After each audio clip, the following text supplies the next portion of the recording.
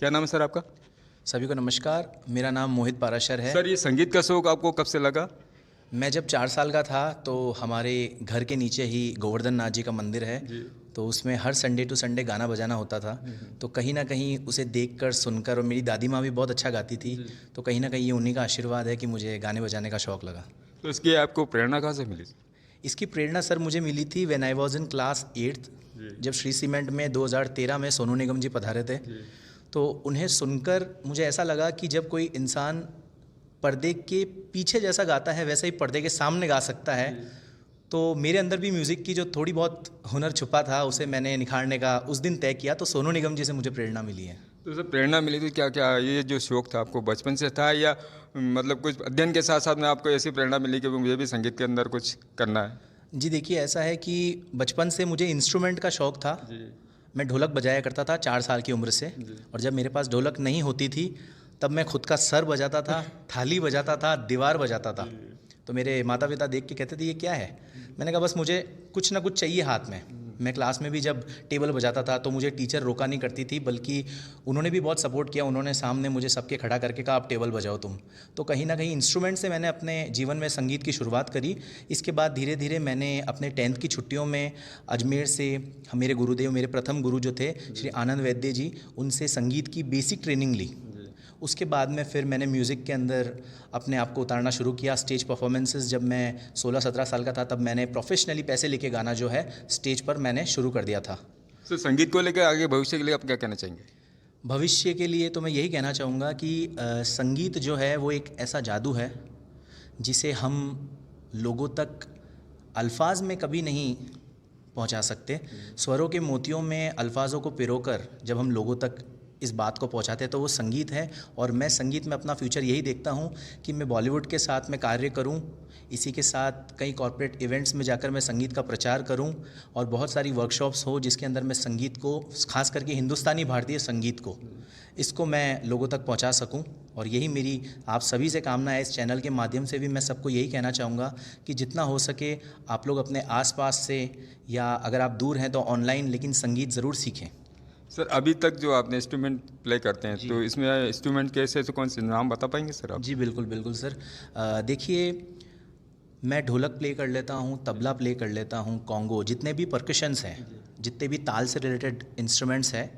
Instrument की भी कई श्रेणियाँ होती है, जिसमें से एक ताल इंस्ट्रूमेंट होता है जिसमें नगाड़ा और जितने भी चमड़े से रिलेटेड या फैब्रिक शीट से बने हुए जो इंस्ट्रूमेंट्स है, कॉन्गो वगैरह, वो मैं प्ले कर लेता हूँ, ड्रम्स एंड ऑल।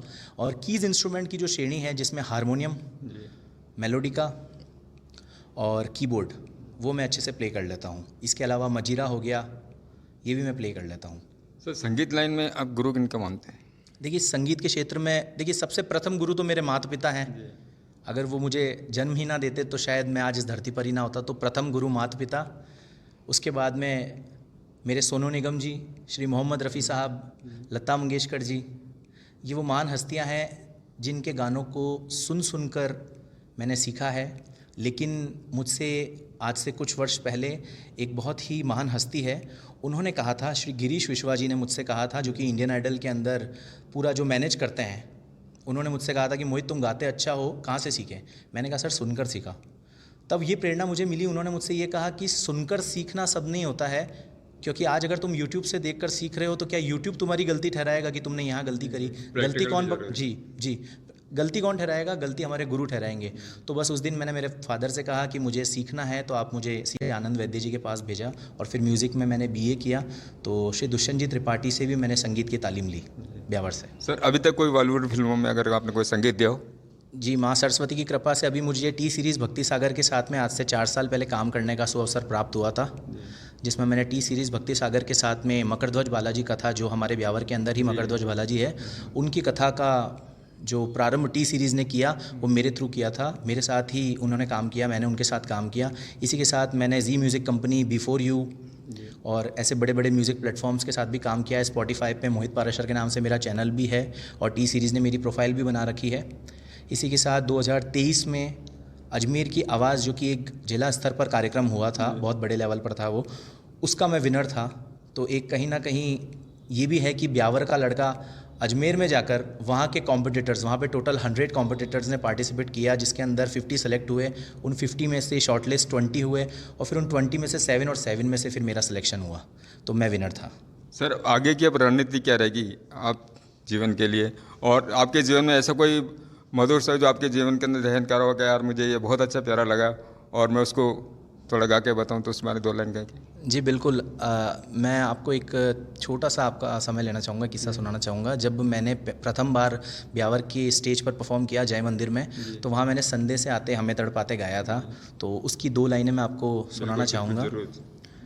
है गुजरने वाली हवा बता, मेरा इतना काम करेगी क्या, मेरे गाँव जा मेरे दोस्तों को सलाम दे, मेरे गाँव में है जो वो गली जहाँ रहती है मेरी दिलरुबा, उसे मेरे प्यार का जाम दे, उसे मेरे प्यार का जाम दे, वहीं थोड़ी दूर है घर मेरा, मेरे घर में है मेरी बूढ़ी माँ, मेरी माँ के पैरों को छू के तो उसे उसके बेटे का नाम दे। है गुजरने वाली हवा ज़रा, मेरे दोस्तों मेरी दिलरुबा, मेरी माँ को मेरा प्याम दे, उन्हें जाके तू ये प्याम दे। मैं वापस आऊँगा, मैं वापस आऊँगा, फिर अपने गाँव में किसी की छाँव में। धन्यवाद। सर आपके द्वारा कोई प्रमोट किया गया हो, ये आपने सेल्फ अगर में आपने लिखा हो और आपने उसको प्रमोट किया उसके बाद? मैंने एक राम धुन कंपोज करी थी, मैंने लिखा था उसको और संगीत भी मैंने दिया था, उसकी 2 लाइनें मैं सुनाना चाहूँगा। जब अयोध्या का मंदिर बन गया था तब मैंने ये लिखी थी और मैंने इसको प्रमोट भी किया था। राम नाम साना कोई दूजा, राम नाम साना कोई दूजा, राम नाम को भज लो भक्तों, राम नाम साना कोई दूजा, राम राम सिया राम, राम सिया राम, राम सिया राम, सिया राम, राम राम सिया राम, राम सिया राम, राम सिया राम, सिया राम।